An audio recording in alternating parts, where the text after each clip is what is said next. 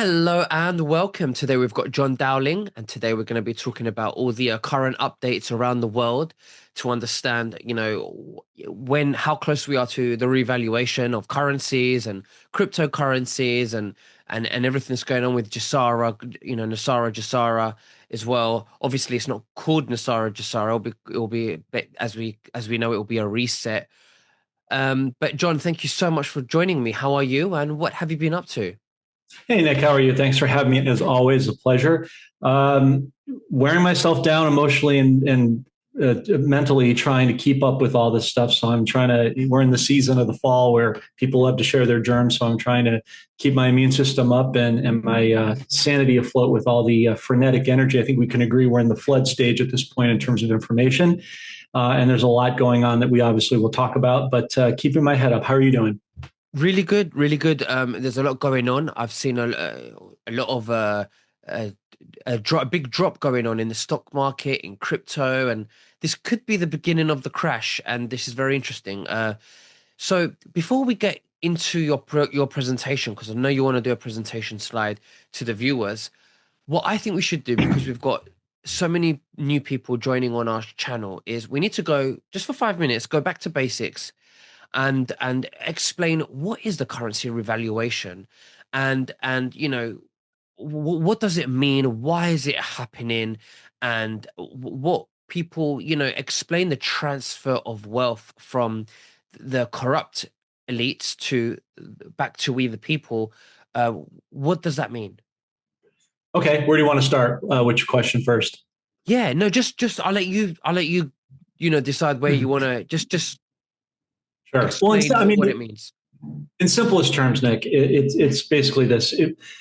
The Federal Reserve, which is neither federal, has any reserves, has been the hegemony, which means the stronghold, the monopoly, if you like, over the entirety of the world's economy. We in the US, not the people, but the government, the corrupt cabal, deep state government, you know well, and talk about in many of your other podcasts, has basically strong armed the entirety of the world and forced them to use this dollar that has no backing at all. Good faith and credit of what? There's no physical, assets, gold, silver, platinum, anything backing it at present. When Nixon and Kissinger took us off the gold standard in 1971, before you and I were around, it set a trend of the dollar and basically debt and created what we know now today as inflation, which is nothing more than a hidden tax. And you know that by going to the grocery store, the gas station, wherever you go, it costs you more of those dollars to buy the same items you buy every single day, every single month. And that's how you know the dollar has no value and has less and less purchasing power. So as a Christian, going back to biblical roots, this is the wealth of the wicked laid up for the righteous.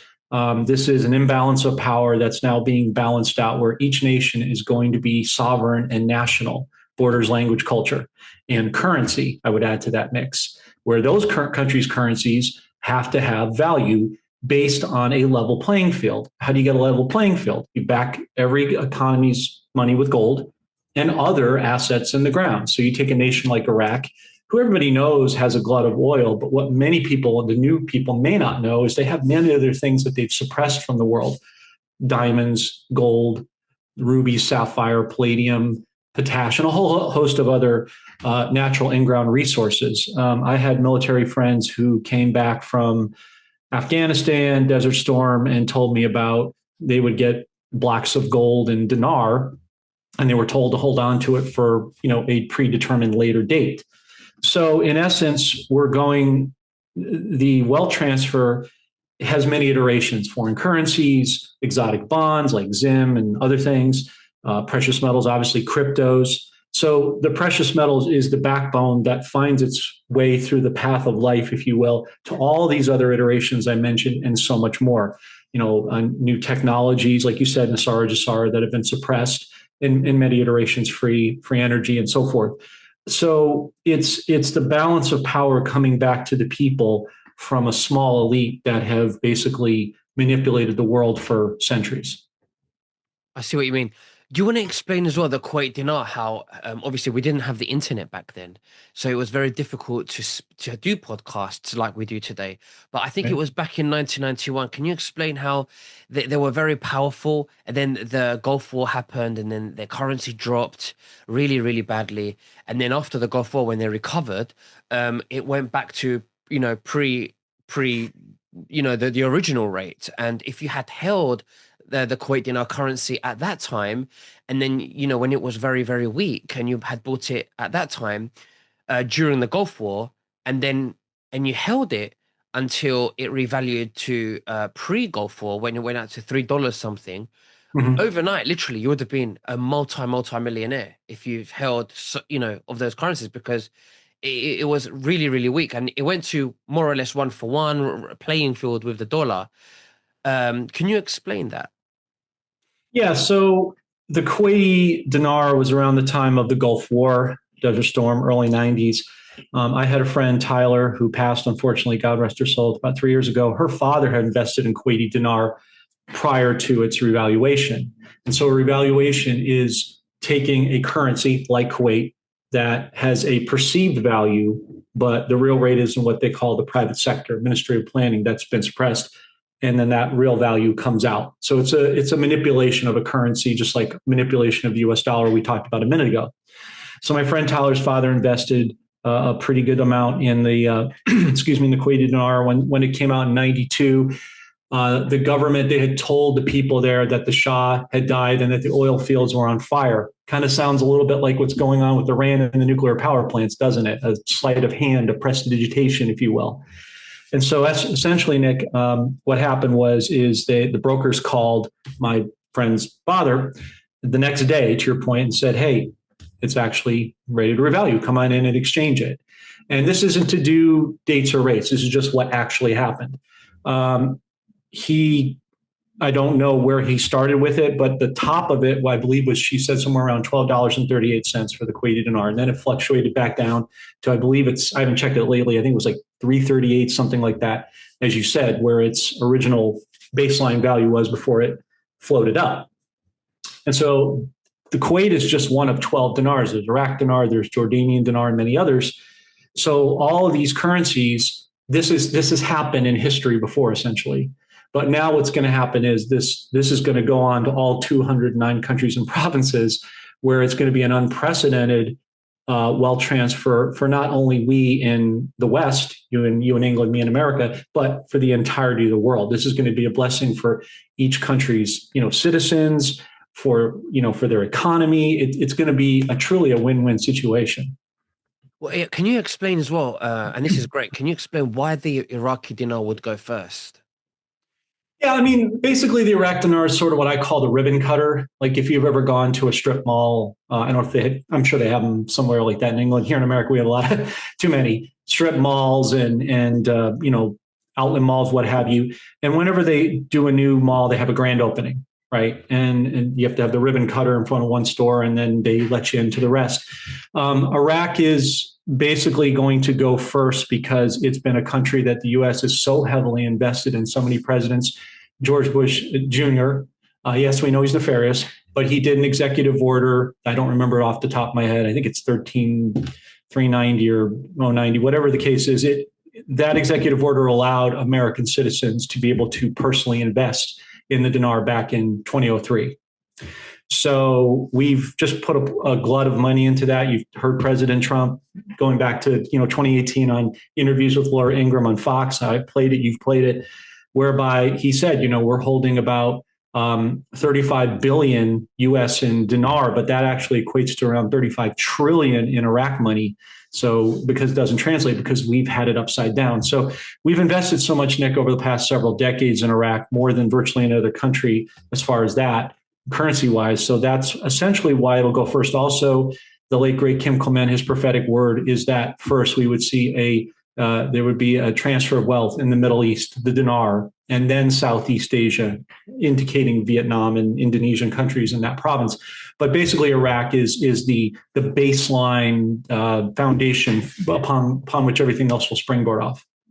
And why is it Why doesn't Iraq trade internationally? Why can't you buy Iraqi dinars outside of Iraq? Why is it a crime to for them to sell it outside of Iraq?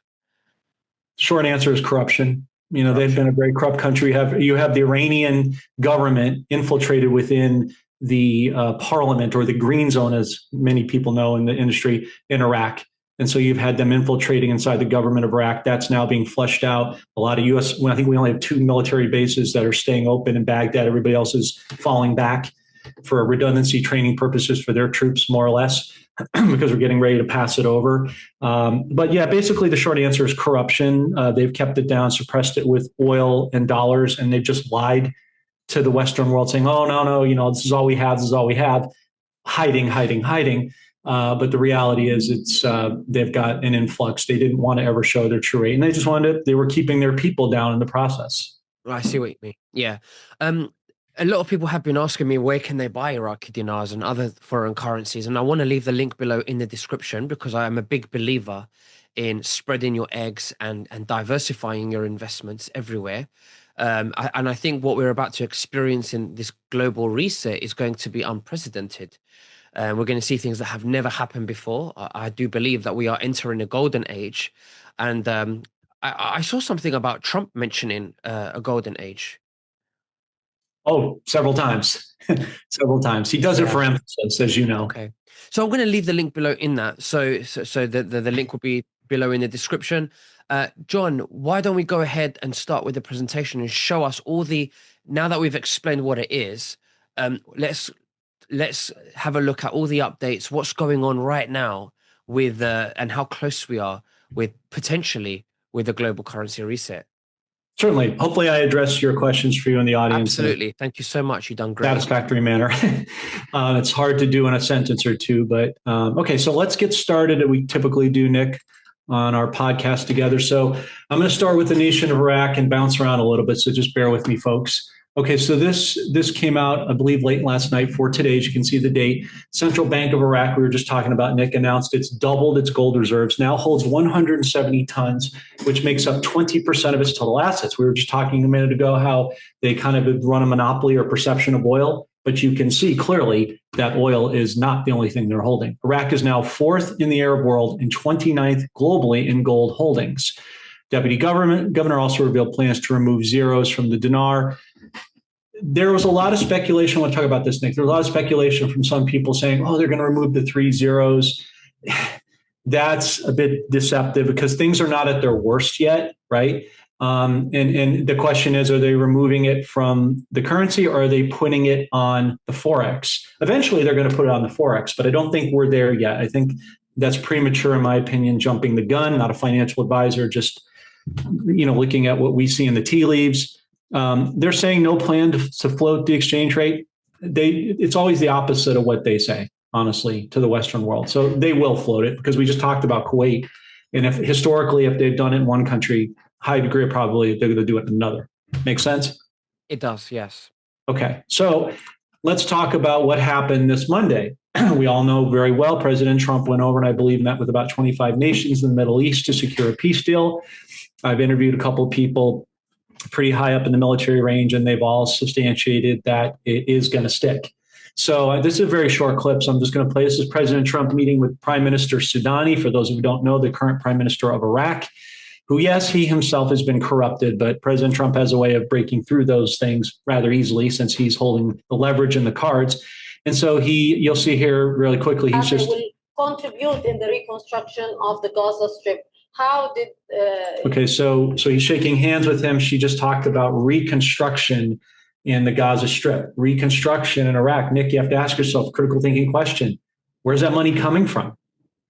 Yeah. From a reset. Hey, you have to look at the finer points in these things, how it all comes together.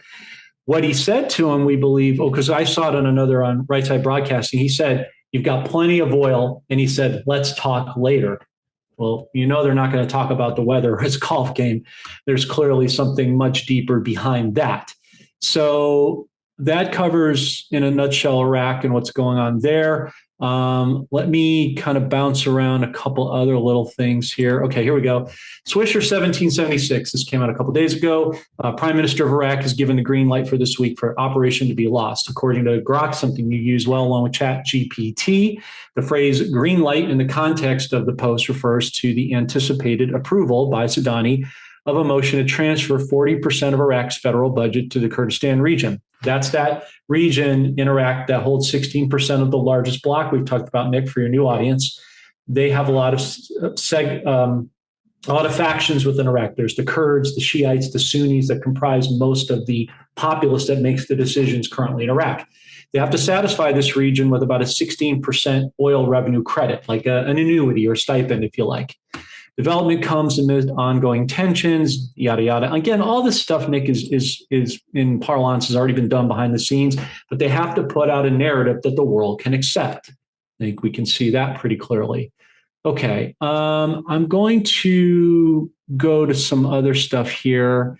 Okay, so let me just bounce here. This is on Reuters, came out this morning. Jamie, I'm going to call him Diamond of JP Morgan Chase, says gold can easily go to $5,000, $10,000. We believe President Trump's going to revalue gold more like $20,000, $25,000 and higher and take silver right along with it. Obviously, they go hand in hand, God's money. He also knows, to your point, that a crash is coming. He's talked about that in the next 3 to 6 months. Some of my team members that look at this stuff closely in the Keynesian system really believe that first quarter of next year sometime we're going to see that crash, because he's got to level the playing field. He's got to phase in the new system and phase out the old. And he's doing it as seamlessly as he can, but there's still going to be some bumps along the way. So having currencies, having metals, cryptos, et cetera, we'll talk about in a moment, are great ways to profit, but also mitigate against that shift and loss, if you will. This is a Tim Hack on X. Is silver the black swan? Well, that's a good question. Certainly would be plausible. I mean, we look today right now is the time of this broadcast, Nick. Silver is 51.63, and we'll talk about gold in a moment, 42.1450. Let's take a look at this over here. The IMF, bad guys, are warning that the erosion of trust in central banks can boost inflation. What they're telling you is this is a continuation, what we talked about a moment ago, Nick, the death of the dollar, right? It's dropping. I haven't looked at the dollar index today, but it's been hovering in the mid upper 90s, but we expect to see that in the 80s, possibly down to 60 at some point here in the not too distant future, weeks, months, whatever that looks like. And the weaker you see the dollar, the stronger you see precious metals. That's kind of the point here. Okay, let me just, so let's talk about crypto for a moment. U.S. Treasury has just created an XRP wallet. This would be something, Nick, to your liking. I know you like XRP like I do. What does that mean? It means that XRP is going to become its own bank, thereby removing people wonder, how do you remove the central banks? Very easily. You revalue gold, you remove the Fed, and you put this in its place. And this is how you do it. And XRP, people don't need to worry about XRP drops. Those are dips. Those are buying opportunities. If you hodl, which means hold on for dear life for the newer audience, you don't lose.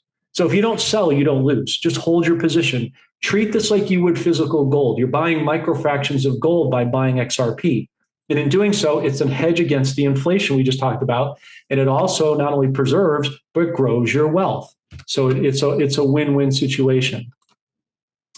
Here's another example. Wall Street Gold, ABC bullion under siege. Lineup stretch around the block.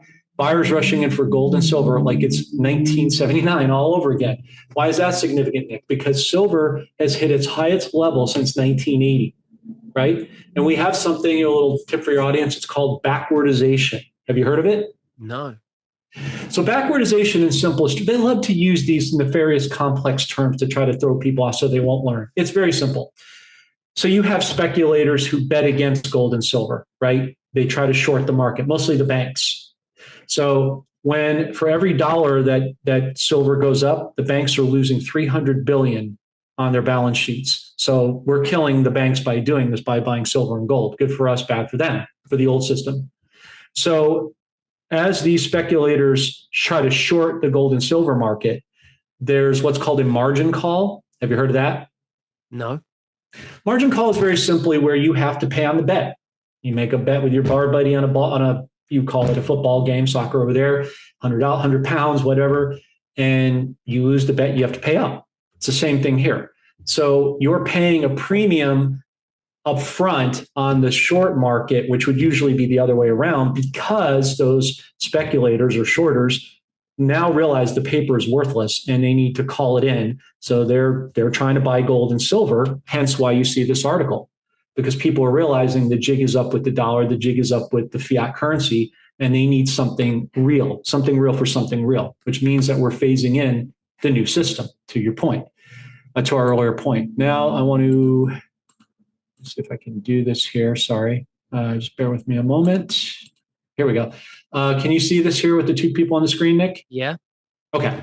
So this is a very important video. I'm going to play this through, and Nick and the audience, pay close attention to what Dr. Judy Shelton is going to be saying. We believe she's going to be the new Fed/Treasury chair because President Trump brought her in, as you remember, Nick, in his first term as a litmus test under a corrupt Congress and House. He's now cleaning house with the shutdown, which we believe could very well last till December, because after 61 days of making policy changes, it becomes permanent constitutionally. But listen to the key words that she says, ladies and gentlemen, here in this clip. Take a listen. Let me just make sure the sound is on here.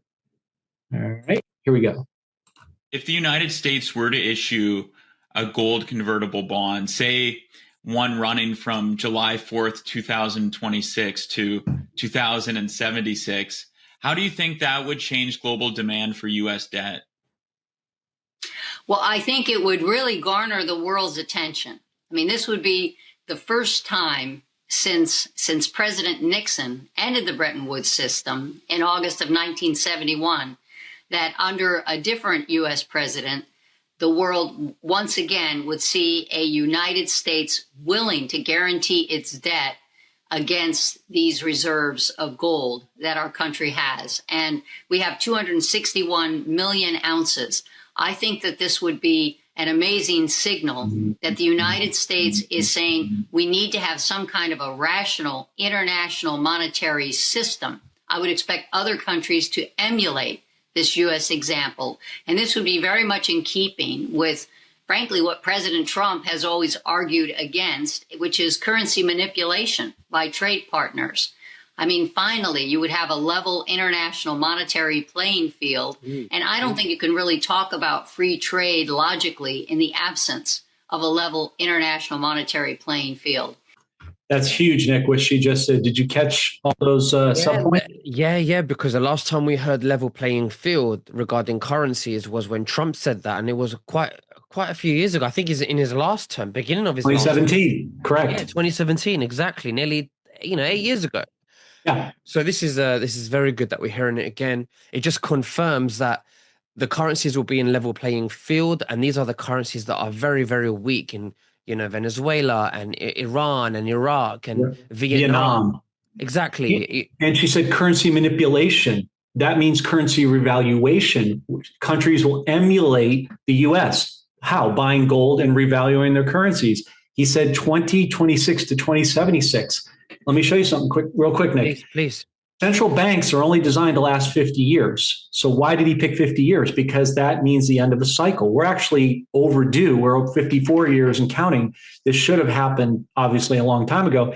But if you go back to what I always claim about Leviticus 25, 9 through 12 in the Jewish calendar, every 50 years you have a debt jubilee. There's your Nesara, Gesara, right? Without saying it, but it's implied.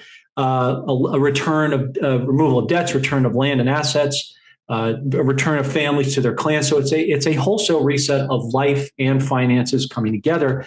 But you gotta catch the subtext of what she said. Let me just show you two quick other things that are important.